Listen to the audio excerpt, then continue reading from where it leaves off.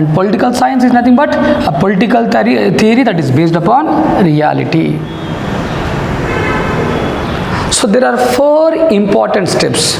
There are four important steps in this political science, or there are four important steps that are involved in developing political theory or the theory of political science.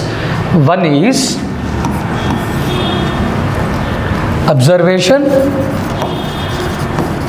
One is observation. Second one is generalization. Third one is experimentation, and fourth one is prediction or repetition of results. Prediction and prescription. That is, those results which are repeatedly seen or those results which are repeatedly observed, and these based upon results, right, prescriptions are made. Right? So these are the four major steps. These are the four major steps involved in political science. Right? So a theory that is developed on these four things: observation, generalization, experimentation, and prediction of results. Prediction of results and prescription. Right? So political science basically deals with these things. In political science, these are the elements. Okay. Now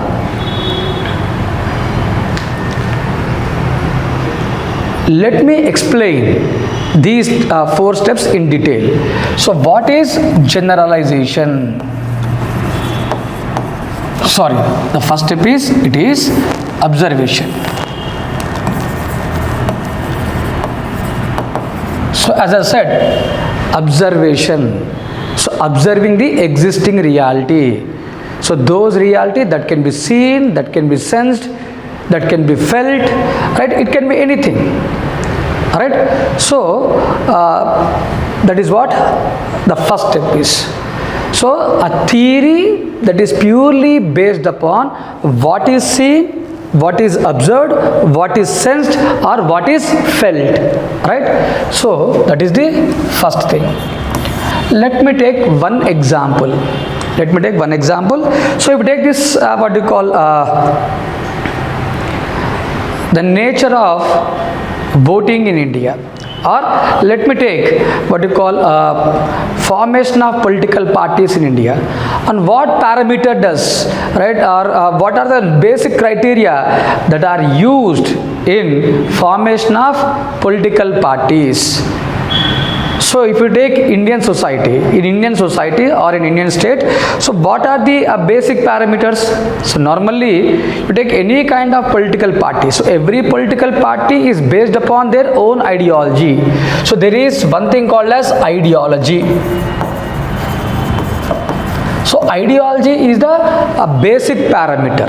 Ideology is the basic parameter or basic criteria for formation of political parties. We have left-wing political parties, left-wing ideologies, right-wing ideologies, right? Far left to far right, right? That is purely communist ideologies, purely what you call conservative ideologies, or the capitalist ideologies.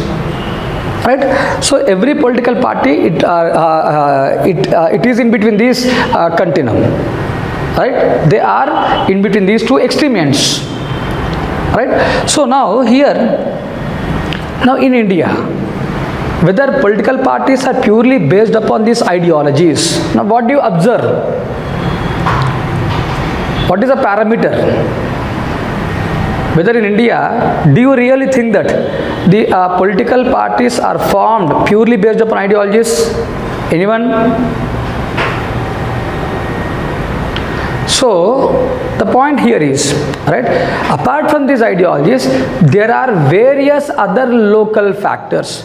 Right, so ideology is the guiding principle of every political party in any part of the world.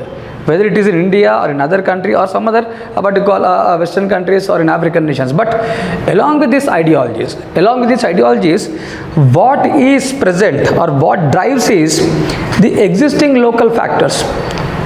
It can be regionalism, religion, caste, the economic criteria, the backwardness. So there are different political parties, right? So this is what the reality is. Now when you want to develop a theory on what you call these political parties, when you want to know about formation of political parties, it should not be in what you call an assumption, right? We cannot purely say that every political party is guided by the ideologies. Remember, along with the ideologies, these political parties are also influenced by local factors. Every country has their own factors. Every society has their own factors which guides what you call a formation of political parties. So this is one example. This is one example where we can say that, right, the political parties, right, we can say that, right, theory should be developed based upon understanding of existing reality, right? So that is what observation means. Observation means, right, what we see, what is exactly proved, right? So can we deny this factor? Can we deny that local factors have no role? We cannot deny this. It is a universal truth, right? So science is based upon, or political science is based upon what is exactly observed. Second one is generalization. All right, generalization is the second what you call generalization is the second step in building the political theory, right? So a scientific political theory is based upon the generalization. So what do you mean by generalization?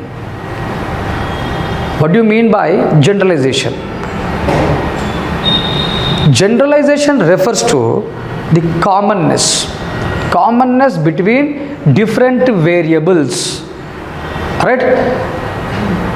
The common interrelationship between different variables.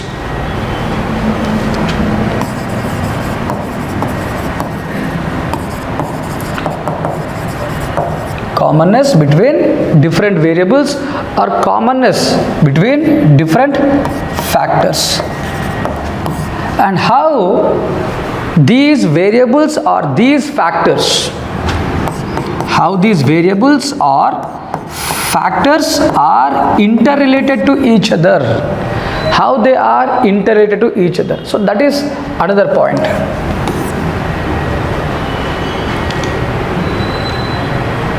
Right? So analyzing what you call interrelationships, right, between different factors. How one factor is associated with other factor, whether each and every variable is independent or is there any relationship,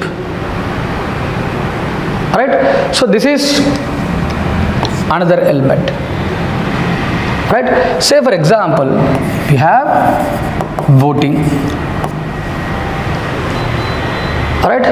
So every nation, right, who calls themselves as a democratic nation. So particularly I'm talking about those countries, right, where there are elections held. Do all the countries in the world have elections? Do every country in this world are really a democratic countries? Right? So of course not. So we have countries where there are where there is voting, that is democratic societies. Now if we take this what you call voting behavior of different individuals.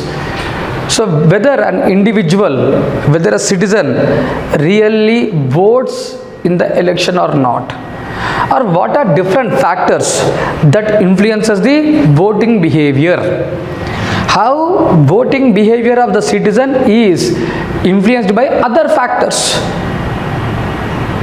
What are different variables that will influence or affect the voting of individuals?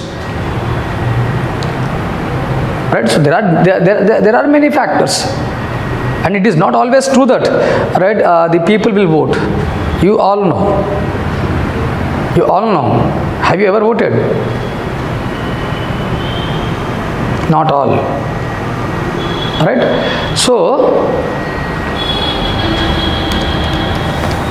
that means you vote until you are given some kind of benefit, immediate benefit. Right? So whether in India really do we have a free and fair voting?